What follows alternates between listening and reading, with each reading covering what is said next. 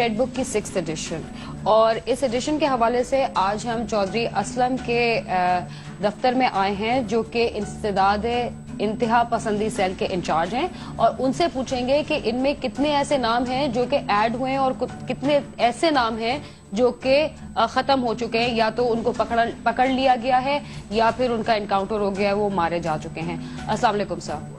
चौधरी साहब, सबसे पहले तो ये बताइए कि ये 6 एडिशंस की किताब है, 2003 में स्टार्ट हुई, 2013 है, 10 साल में 6 एडिशंस, और इसमें जो हजरात जिनके नाम इसमें इंक्लूडेड हैं वो सिर्फ टेररिस्ट हैं कि कुछ और दीगर जराइम में भी मुलविस हैं? इसमें ऐसा होता है कि कुछ तो टेररिस्ट हैं, कुछ सेक्टेरियन दहशतगर्द हैं, और कुछ जो बदमाश टाइप के गुंडे हैं उनके नाम हैं।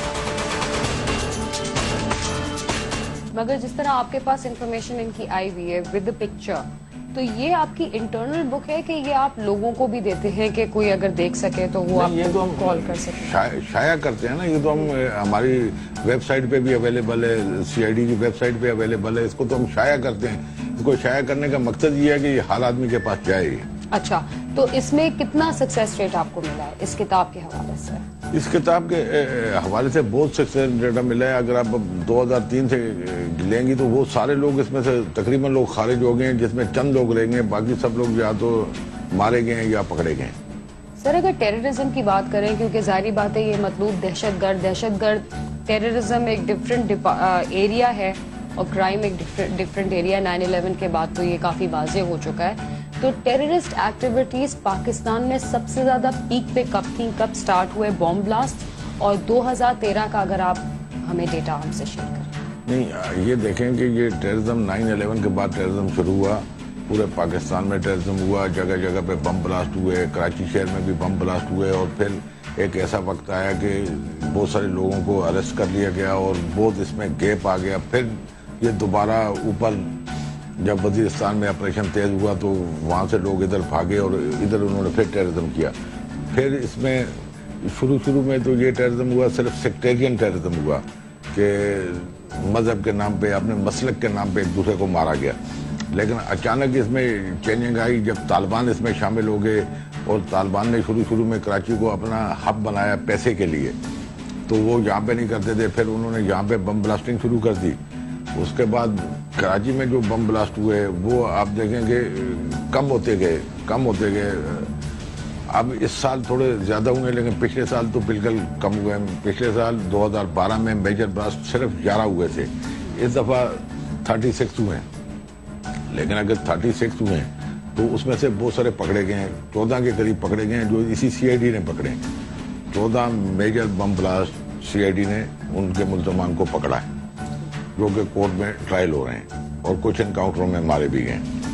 ब्लास्ट के हवाले से एक सवाल जो जहन में आता है वो ये आता है कि पाकिस्तान में जब ये टेररिज्म आया, पहले जो ब्लास्ट करने वाले जो क्रिमिनल एलिमेंट्स या टेररिस्ट थे उनका मोडस ऑपरेंडी डिफरेंट था। उसके बाद हमने देखा कि उन्होंने खुदकुश हमलावर तैयार किए, तो उसमें सीआईडी या पुलिस को कितनी दिक्कत होती है लोकेट करने में, और किस तरह उनके ये सारे नेटवर्क्स चलते हैं? देखिए, ऐसा होता है कि जो लोग जब भी कोई सुसाइडल आता है, हमने बहुत सारे सुसाइडल भी यहाँ पे पकड़े हैं, और जो आदमी सुसाइडल बमिंग यहाँ कराता था और यहाँ से लेके जाता था लड़कों को, वहाँ पर उसका नाम था रजाक एलियस उमर। वो यहाँ से लेके जाता था और वहाँ पर पहले कारी हुसैन, फिर अब्दुल वली खालिद जो है वो सुसाइडल तैयार करता था। वो आदमी भी हमने पकड़ा। वहाँ पे जो ड्रोन हमला हुआ था उसमें कुछ बच्चे जो कराची के सुसाइड की ट्रेनिंग कर रहे थे मारे गए थे, कोई जख्मी हुए थे, वो सब पकड़े थे, और उस मुलजम को कोर्ट से भी पनिश हो गई है इसी बात पे। अब सुसाइडल को रोकना किसी के लिए भी मुमकिन नहीं है, क्योंकि उसके हाथ में ही उसका रिमोट है कि वो बटन दबाएगा, और उसको बड़ी ताकतें जो हैं बैनुल-अक़वामी ताकतें वो नहीं रोक सकती। लेकिन आप देखें कि अल्हम्दुलिल्लाह हमने सुसाइडल भी पकड़े। यहाँ पे एक और हमने बच्चा पकड़ा था जिसको बिल्कुल इन्होंने तैयार कर दिया था, उसको जैकेट भी दे दी थी और वो बिल्कुल तैयार हो गया था पढ़ने के लिए, उसको भी पकड़ लिया। अब्दुल्ला शाह गाजी पे जो बच्चों से ब्लास्ट किए थे उसके मास्टरमाइंड को भी पकड़ लिया, जो चचनी और आदल भाईजान से लोगों को लेके आया था, सीवीओ ब्लास्ट किया था, उस मुल्ज़िम को भी हमने पकड़ा यहाँ पे, और उसको पकड़ा जो उनका मास्टरमाइंड था। तो सुसाइडल भी हम लोगों ने पकड़े और उन पकड़ने की वजह से अब सुसाइडल, अभी आप देखें 2013 में बहुत कम सुसाइडल हुए हैं, सब आईडी से ब्लास्ट हुए हैं और तकरीबन 14 उसमें से हमने डिटेक्ट कर दिए हैं और जो नहीं डिटेक्ट हुए उनमें भी सुसाइडल नहीं है, सब आईडीज ब्लास्ट हैं। तो सर जो एक स्पाइक आया था सुसाइड बॉम्बिंग्स का, उसके बेसिक रीजंस क्या थे? क्योंकि आपने मास्टरमाइंड्स को जब पकड़ा होगा, आपने उनसे जब इंटेरोगेशन की होगी, तो उन्होंने उनके बेसिक क्या आइडियोलॉजी, क्या रीजन थी कि उन्होंने सुसाइड बॉम्बिंग को? नहीं, सुसाइडल ये है कि जब आप इनके पास फिर वो आखिरी हथियार ये रह जाता है कि सुसाइडल एक आदमी को तैयार करते हैं और वो आगे फट जाता है, किसी बच्चे को भी उसकी जहन साजी करके उसका जहन बना के उसको फाड़ देते हैं। अब ये इनका आखिरी हरबा होता है, जब आप इनके बहुत सारे लोगों को पकड़ लेते हैं, इनकी सारी चीज़ें को पकड़ लेते हैं, आईडीज़ को पकड़ लेते हैं। अक्सर ये हुआ है कि जब भी इन्होंने प्लानिंग की है, इन्होंने अब्बासी शहीद अस्पताल को उड़ाने की कोशिश की, वो गाड़ी हमने बारूद से भरी पकड़ ली। फिर इन्होंने कोशिश की आशूरा पे अटैक करने की, वो भरी गाड़ी बारूद से पकड़ ली। फिर इन्होंने एक एमक्यूएम के जलसे पे एक आदमी जो कि उसको उस वक्त हमने अरेस्ट किया जिसकी दोनों टांगें काम नहीं करती हैं। एक उसने छोटी मोटरसाइकिल बनाई जो कि अपाहिज लोगों के लिए होती है और उसमें प्रेशर कुकरों में बारूद रख के 60 kg वो जलसे में फाड़ने जा रहा था, तो वो भी पहले पकड़ लिया। तो जब बहुत सारे लोग इनके जब भी बारूद लाते थे, प्लानिंग करते थे, इनको हम पकड़ लेते थे, तो इन्होंने फिर सुसाइडल का सहारा लिया। सर, तो आप बताएं कि इस जो ये 6th एडिशन है, इसमें कौन से ऐसे अफराद हैं जिनको अभी तक वो आपकी हिरासत में आ चुके हैं और कौन से ऐसे हैं जो मारे जा चुके हैं? नहीं, अब तो यूँ कि ये नया एडिशन आया, इसमें बिल्कुल न्यू लोग हैं, इसमें पुराने चंद एक हैं। वो पुराने चंद एक हैं, उनमें से भी कुछ लोग पकड़े गए थे, वो छूट गए, कैसे छूटे, तो उनमें से भी एक आध आदमी इसमें वापस आया है। डिटेल्स बता दें कि 2003 से जो ये बुक आपने शाया करना शुरू की है सीआईडी ने, कितने ऐसे टेररिस्ट हैं जो बहुत मशहूर ज़माना या बदनाम ज़माना टेररिस्ट हैं जो पकड़े गए या मारे गए, उनकी थोड़ी सी अगर हमें डिटेल्स? नहीं, ऐसे तो अभी गुल हसन मारा गया, अभी रिसेंटली हमारे साथ इनकाउंटर में मारा गया, वो मेन आदमी था। ऐसे ही एक गुल असलम था, वो मेन आदमी था जो उसने अब्बास टाउन में का मास्टर माइंड था। इस तरीके से एक काली दाऊद था, वो मेन आदमी था। तो काफ़ी सारे इसमें से, जैसे इसमें रहमान टकेट था, वो पुलिस के साथ मारा गया, वो भी रेड बुक का एक हिस्सा था, 50 लाख उसकी डेट बनी थी, वो मारा गया। तो ऐसे बहुत सारे लोग कम होते गए और फिर नए आते गए। सर, आपके घर में भी ब्लास्ट हुआ था, सीआईडी के ऑफिस में भी ब्लास्ट हुआ था, तो उन टेररिस्ट्स को आप लोगों ने पकड़ लिया? कुछ उनके बारे में तफसीलात? जो हमारे घर पे ब्लास्ट हुआ था, जो सीआईडी सेंटर पे हुआ था, उनको हम लोगों ने बिल्कुल लोकेट कर लिया था। उनमें सिर्फ मास्टरमाइंड रह गया, बाकी हमने सारे पकड़ लिए। सर, एक और बात है जो कि अगर आप ये इसमें भी देखें और हमने भी जो रिपोर्ट देखी, पोलियो वर्कर्स को बड़ा टारगेट किया गया, इसमें इसकी क्या वजूहत? देखें, पोलियो वर्कर को ये मारते हैं और ये इसको ये जो पोलियो के कतरे पिलाए जा रहे हैं, इसको अपने कहते हैं कि ये मुसलमानों की नस्ल कशी हो रही है, इसको भी नाजायज समझते हैं। हालांकि ऐसा नहीं है, मैं आपको पहले ही कहा कि अपना बनाया हुआ इस्लाम ये नाफिज करना चाह रहे हैं। उन कितनी औरतों को मारा, ये सब यहाँ पर पकड़े गए हैं। औरतों को मारा या उनके साथ जो मर्द थे उनको मारा या उनके साथ जो पुलिस थी उनको मारा।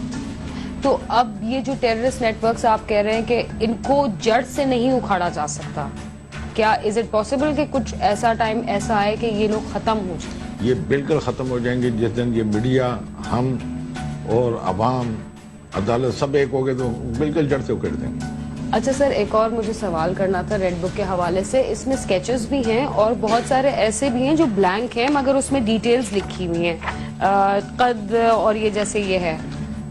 अब इसमें सब बाकी डिटेल्स तो लिखी मगर स्केच नहीं है, इस पे अगर थोड़ी सी रोशनी डाल। नहीं, इसमें ऐसा हुआ कि इसका कोई साथी पकड़ा गया, ठीक, जिसने इसकी पूरी डिटेल हमें दे दी। ठीक है। इसका जो साथी पकड़ा गया, मिसाल के तौर पे इसका ये साथी पकड़ा गया, इसने इसकी पूरी इंफॉर्मेशन दे दी कि इसका ये उलिया है, ये है, इसके ये बाप का नाम ये है, ये फलां जगह रहता है, लेकिन इसका फोटो इससे ना मिला। स्केच इससे हमने बनवाया नहीं। क्यों? क्योंकि ये स्केच गलत बनवा सकता है। स्केच उस आदमी का हम बनवाते हैं जहां पर वारदात होती है और उसको आई विटनेस देखते हैं, आई विटनेस से स्केच बनवाते हैं, ना कि दूसरे मुल्ज़म से मुल्ज़म का स्केच बनवाते हैं। तो सर अगर मुल्ज़म बना भी दे तो उसकी कोई वैल्यू नहीं होती। तो सर मगर फिर जो डिटेल्स इसकी जैसे हैं तो वो कितनी एक्यूरेट होती है? वो तो एक्यूरेट होती हैं, उसकी तो हम फिर तस्दीक करते हैं। जिस एरिया का एड्रेस बताता है उस एड्रेस पे जाते हैं, वहां से उसके और चीजें कलेक्ट करते हैं, लेकिन अगर फोटोग्राफ मिल गया तो फोटो लगा देते हैं, या वारदात के दौरान किसी ने देखा उसको तो उससे स्केच बनवा लेते हैं। अच्छा सर, गैंग वॉर के भी मुल्जिमान का इसमें जिक्र है, तो उनको अरेस्ट क्यों नहीं किया गया जब सबको पता है कि ये भी एक बड़े मुतहर्रिक गिरोह के अभी हैं? देखें, मैंने आपको बताया कि इससे पहले वाली जो बुक है उसमें एक गैंगवार का रहमान ब्रिगेड जो सबका सरबराह था वो शामिल था, और एक अरशद पप्पू था। अरशद पप्पू तो अब मारा गया, खैर वो भी पुलिस ने पकड़ लिया था। तो अरशद पप्पू पकड़ा गया, वो लेस हो गया, रहमान ब्रिगेड मारा गया, वो लेस हो गया। अब ये दो के हैं, गफार दिकरी और बाबा लाडला, ये पकड़े जाएंगे। ये कुछ बता सकते हैं कब तक पकड़े जाएंगे? बिल्कुल रात दिन लगे, जिस दिन इंफॉर्मेशन मुकम्मल आ जाएगी पकड़ लेंगे। अच्छा, तो सर आपका system of information, of course आप वो टेलीविजन में नहीं बताना चाहते, आपके अपना एक पूरा नेटवर्क होगा, मगर जब एक किसी भी मुल्जिम को पकड़ने के लिए या दहशतगर्द को पकड़ने के लिए आप लोगों को कितना होमवर्क करना है? नहीं देखे ना, वो दहशतगर्द पे है कि वो कितना बड़ा टेरर है, कोई उसका साथी को तोड़ते हैं, वो एक इलादा हमारा अपना नेटवर्क है कि कैसे कैसे उस तक पहुंचते हैं। आम क्रिमिनल होता है तो उनका साथी टूट जाता है, वो आगे बता देता है, वो इनाम की लालच में बता देता है, पैसों की लालच में बता देता है। बड़े दहशतगर्द होते हैं तो उसका और तरीकाकार है। हेड मनी जो है अक्सर किसको दिया जाता है? जो इन्फॉर्मेशन दे, तो जो भी इंफॉर्मेशन दे, मगर वो पकड़वाने भी मदद करे कि सिर्फ नहीं, वो इंफॉर्मेशन? इन्फॉर्मेशन दे खाली। वो अगर ये बताता है ये यही पकड़वाना ना, वो खुद जाके थोड़ी पकड़ के देगा। वो बोलता है कि यहाँ पे बैठा है गार्डन के अंदर, तो फलां सर मकान जब तक आप गार्डन पहुंचे, अगर वो कहीं उधर से मूव हो गया फिर? मूव हो गया तो वो तो फिर पता चल जाता है ना, एकदम तो उसके कहने पे हम भी नहीं चले जाते। अच्छा, और सर आपको कितने अब तक हेड मनी मिल चुके हैं? मुझे भी कोई 9 करोड़ के करीब मिल चुकी है। 9 crore, and that is the highest world में इतनी किसी को नहीं मिली। और सर ऐसे कितने केसेस हैं जो कि अभी तक अनसॉल्व? देखें, अभी बहुत सारे केसेस अनसॉल्व भी हैं, लेकिन बहुत ज्यादा केस सॉल्व हो गए। अच्छा, अभी कुछ आपको इसकी मैंने details बताया ना कि 36 बम ब्लास्ट हुए मेजर 2013 में, जिसमें से 14 डिटेक्ट हो गए। ऐसे ही 2012 में चले तो कुछ 11 मेजर ब्लास्ट हुए थे, जिसमें से 3 डिटेक्ट हुए थे। ऐसे ही 2011 में चले जाएं तो कुछ 35 ब्लास्ट हुए थे, जिसमें से 9 ब्लास्ट डिटेक्ट हुए थे। तो सर मुझे बताएं कि 2013 में 36 तो काफी बड़ा नंबर है, तो वो लेकिन डिटेक्ट भी बहुत हुए हैं। ठीक है, डिटेक्ट हो गए, मगर वो प्री डिटेक्शन कुछ नहीं होती कि मतलब पहले पता लग जाए कि यहाँ टेररिस्ट एक्टिविटी होने वाली है? ये मैंने आपको बताया ना कि ये आशूरा पे ब्लास्ट करने वाले थे, उसमें हमने सुसाइडल के साथ गाड़ी भी पकड़ ली, बंदे भी पकड़ लिए, एक एनकाउंटर में मारा भी गया। इसी तरीके से ये आबासी शहीद अस्पताल पे गाड़ी टकराना चाह रहे थे, वो भी पहले पकड़ लिए। जुलूस में एक गाड़ी टकराना चाह रहे थे, वो भी पकड़ लिए।